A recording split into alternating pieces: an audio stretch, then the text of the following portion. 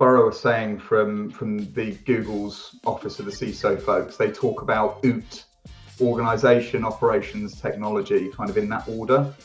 And I think that's a super useful way of looking at it. So have you got the organizational setup where people really understand their accountability and responsibilities, and do they genuinely feel accountable for the systems that they're building and administering?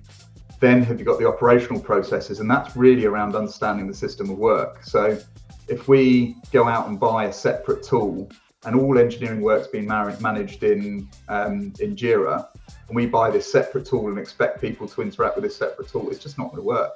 So, you've got to integrate the whole feedback loop and all the amplification around, the exposure management and the problems that we're finding into their day-to-day system of work. So whether that's Jira or whether it's, kind of the developer environments or CI/CD pipelines, whatever it is, you've got that integrated view, and that's kind of it gets back to that kind of level 2 that I was talking about. When you get to kind of the more strategic planning and perhaps the collection of evidence for audits and the spotting where the kind of the big control gaps might be, or the opportunities for control improvement might be,